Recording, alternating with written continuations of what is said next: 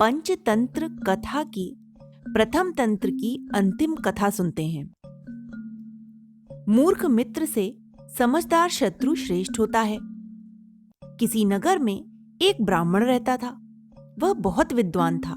वह पूर्व जन्म के संस्कारों के कारण चोरी किया करता था। एक दिन उसने नगर में 4 अपरिचित ब्राह्मणों को अनेक प्रकार की वस्तुएं बेचते हुए देखा। उसने सोचा, किसी तरह इनको ठगने की कोशिश करूं।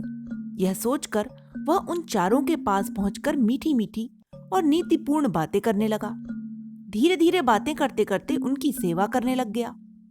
उन चारों ब्राह्मणों ने अपनी सभी वस्तुएं बेचकर जो धन कमाया, उससे उन्होंने कीमती रत्न खरीदे और फिर रत्नों को जांघों में छिपा लिया।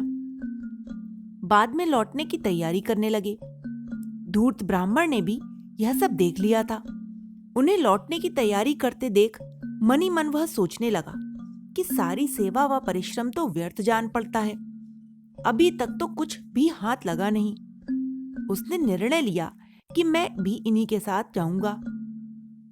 रास्ते में इन्हें विष देकर मार दूंगा और सारे रत्न लूट लूंगा।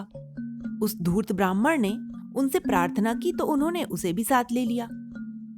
जब वे पांचों पल्लीपुर नाम की भीलों की बस्ती के पास से गुजरने लगे तो उन्होंने देखा कि कौओं ने जोर जोर से चिल्लाना शुरू कर दिया। अरे भीलों, दौड़ो दौड़ो, 1.25 लाख के धनी व्यक्ति जा रहे हैं। इनको मारकर इनका धन छीन लो। यह सुनकर भीलों ने ब्राह्मणों को खूब मारा। उन्होंने उनकी तलाशी ली तो उनके पास कुछ भी नहीं मिला। भीलों ने कहा, अरे यात्रियों, इन कौओं ने कभी झूठ नहीं बोला। तुम्हारे पास जो धन है उसे निकाल कर दे दो, नहीं तो हम तुम्हारे अंग अंग काट कर तुम्हें मार डालेंगे। यह सुनकर दुष्ट ब्राह्मण सोचने लगा कि भील पहले इन चारों ब्राह्मणों को मारेंगे तथा इनके रत्न निकाल लेंगे। बाद में वे मेरा भी वध कर देंगे। लेकिन मेरा शरीर तो रत्न रहित है।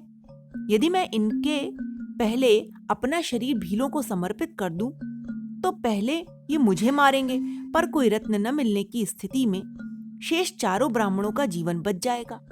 यह सोचकर उसने भीलों से कहा, पहले मुझे मारकर मेरे शरीर को देख लो। भीलों ने उस धूर्त ब्राह्मण को मार डाला। जब उनको उस ब्राह्मण के शरीर में से कुछ नहीं मिला तो उन्होंने सोचा कि इन चारों के पास भी कुछ नहीं होगा। यह सोचकर भीलों ने उन चारों ब्राह्मणों को छोड़ दिया।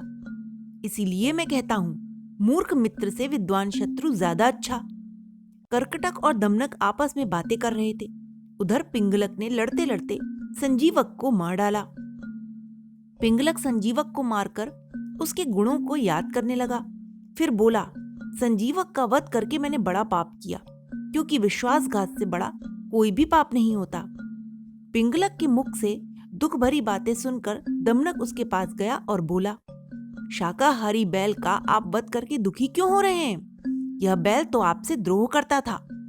अगर द्रोह करे तो उनका वध करने में कोई पाप नहीं है। दमनक के समझाते पर पिंगलक ने संजीवक का शोक त्याग कर दमनक को पुनः अपना मंत्री बनाकर अपना राज्य कार्य करने लगा।